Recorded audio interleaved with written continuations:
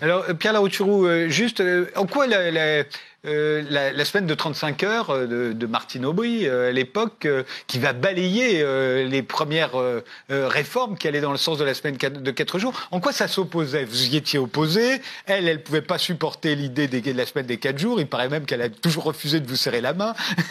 Non, depuis ça, c'est... Voilà. Non, mais d'abord, il faut rappeler... Ça s'est peut-être amélioré, mais voilà, pourquoi ces deux idées de la réduction du temps de travail se sont-elles opposées? Vous avez dit que j'étais le père de la semaine de 4 jours, et c'est vrai que depuis 1993, avec Michel Rocard et d'autres, on se bat, voilà.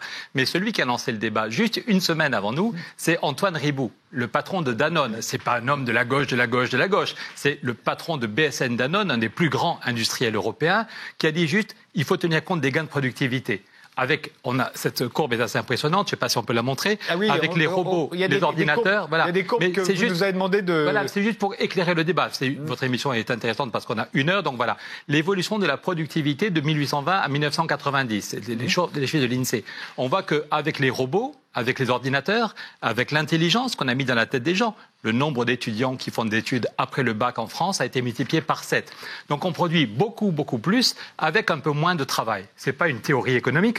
Aux États-Unis, le calcul vient d'être fait par l'ancien bras droit de Clinton, qui relance le débat aux États-Unis, qui dit que globalement, le volume de production dans l'industrie américaine a presque doublé depuis 30 ans. C'est les vrais chiffres, hein, ce n'est pas du pipeau des ordinateurs. Mais pour produire presque 2 fois plus, avec les robots, les ordinateurs, l'intelligence des gens, on a besoin de 30% de travail en moins. Ça n'est pas la fin du travail, il y a toujours besoin de travail. Les émissions ne se font pas toutes seules, il faut des gens à la technique et des journalistes. Les carottes ne poussent pas toutes seules, il faut des agriculteurs, il faut des médecins, dans tous les métiers. Il faut du travail, mais moins de travail. Donc globalement, on produit presque 2 fois plus avec 30% de travail en moins. Les travailleurs américains sont toujours plus productifs que les travailleurs chinois. Juste un chouïa devant nous, parce que si quand vous êtes à Hollywood, avec une heure de travail, mais globalement... Donc les travailleurs français aussi sont plus productifs que les travailleurs chinois. Même le Figaro que vous citiez, le Figaro vendredi disait quand même que la France était un des 2 pays où la productivité est la plus importante. Et le Figaro rappelait, je ne vais pas sortir tous mes graphiques, le Figaro rappelait qu'on travaille plus en France qu'en Allemagne. Je fais juste... Mon ami Michel Rocard disait il y a 2 débats dont on n'arrive jamais à parler tranquillement en France, c'est le nucléaire et le temps de travail. On s'engueule avant d'avoir mis un chiffre sur la table. Donc oui, bonne nouvelle, nous sommes un pays qui est assez productif, où on a mis l'intelligence dans la tête des gens, dans les machines, et on produit beaucoup plus. Donc Antoine Riboud, en 93, le patron de Danone, avait fait travailler toutes ses équipes pendant 6 mois pour vérifier que dans tous les métiers de toutes les filiales de Danone, on pouvait passer à 4 jours avec le financement qu'on propose. Si l'entreprise passe à 4 jours et qu'elle crée des emplois, elle arrête au moins 10% d'emplois, elle arrête de payer les cotisations chômage. Et Antoine Riboud a vérifié que c'était possible pour tous les métiers, les commerciaux, les producteurs, les gens du service des méthodes, les marketing, voilà. Et Antoine Riboud lance le débat. Et il avait dit il faut passer à 32 heures, 4 jours, sans étape intermédiaire. Il insiste, il faut y aller sans étape intermédiaire, parce que si on baisse de 2 heures le temps de travail ou de 3 heures, ça n'aura pas d'effet. On expérimente avec la loi de Robien 400 entreprises qui passent à 4 jours de façon souple. Je ne vais pas vous dire que le patron travaille exactement comme les commerciaux ou les ouvriers, mais tout le monde passe à 4 jours et ça crée des centaines et des milliers d'emplois. Quand même 17 000 salariés qui en ont profité. 17 000. Les Anglais disent que la preuve du pudding, c'est ça se mange. Et bien la preuve de la semaine de 4 jours, c'est que aussi bien des grandes entreprises comme Fleury-Michon ou Maminova, mais dans mon coin des Pyrénées, si vous allez à Pau pour acheter une chocolatine ou une tarte aux fraises, ceux qui font le contrôle de la qualité de la chocolatine ou à Biocé, le laboratoire, c'est un petit labo qui est passé aussi à 4 jours. Donc, à Bordeaux, c'est une entreprise de charpente métallique. À Annecy, c'est une entreprise qui fait des logiciels. Et tout ce monde est passé en moyenne à 4 jours et a créé des emplois. Mais Antoine Riboud dit qu'il faut passer à 4 jours, 32 heures, sans étape intermédiaire. Et le problème, c'est qu'avec la deuxième loi Aubry, celle sur les 35 heures qui a concerné le plus de monde, en fait, on pouvait signer un accord à 35 heures et rester à 38 heures. Dans le livre que vous avez cité, ou dans le patron de toutes les PME de France, dans le Figaro, disait « J'ai signé un accord pour que la durée collective passe à 35 heures, mais la durée réelle est restée à 38h30. De façon très légale, on pouvait garder la durée réelle à 38h30. Et si vous gardez la durée réelle à 38h30, évidemment, vous ne créez pas d'emploi. Sans parler du fait qu'à l'hôpital, c'est un énorme bazar. Pourquoi ? Parce qu'on avait dit aux infirmières, aux aides-soignants, vous aurez les 35 heures, mais le ministère des Finances, pour faire des économies, ne voulait pas ouvrir les écoles d'infirmières. On savait très bien que si on n'avait pas ouvert les écoles d'infirmières et infirmières 3 ans avant, ça allait être un énorme bazar pour être poli. Mais cela dit, il y a encore plein de personnels soignants qui disent que ce métier est crevant et que si on prend le temps de se former, on pourrait très bien passer à 4 jours.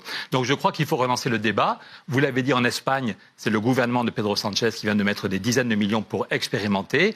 En Allemagne, en Belgique, au Japon, On voit bien que la croissance ne revient pas, et c'est un point important de dire qu'on doit comprendre que la croissance n'est plus la solution. Oui, parce qu'on n'arrête pas de penser que s'il y a de la croissance, on va réduire le chômage, on va Bruno Le Maire, des gens. si vous regardez sur mes réseaux sociaux, vous pourrez trouver une vidéo assez rigolote. On voit Raymond Barre qui dit la croissance revient, Pierre Mauroy qui dit la croissance revient, Balladur qui dit ça y est, la croissance revient, et là Bruno Le Maire nous dit la croissance revient. Voilà, je ne sais pas si on peut faire un zoom, la croissance en France depuis 50 ans.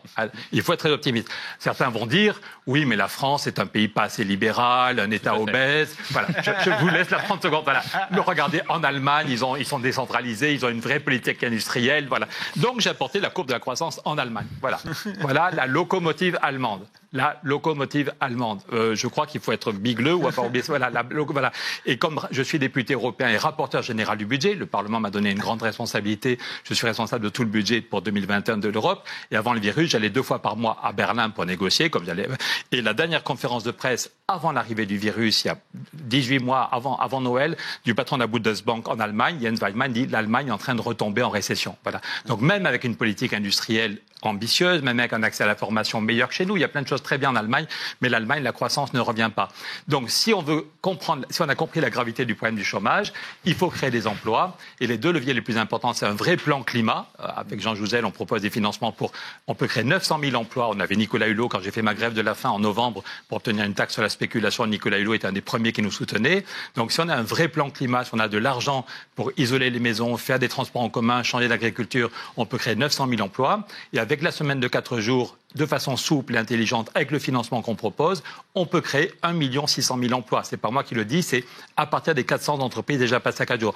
Donc 900 000 emplois avec un vrai plan climat, 1,6 million avec la semaine de 4 jours. Au total, on peut créer 2 500 000 emplois. Si vous créez 2 500 000 emplois, les caisses de retraite, elles sont en excédent. Je le répète, la meilleure réforme des retraites, c'est de créer des emplois de qualité, des emplois bien payés. Avec ces 2 réformes, on peut créer 2 500 000 emplois. Et ça change tout pour l'intégration des jeunes. Ça ne règle pas le problème du chômage de longue durée. Mais si on crée 2,5 millions d'emplois, on peut avoir partout des territoires zéro chômeur et lutter contre le chômage d'exclusion.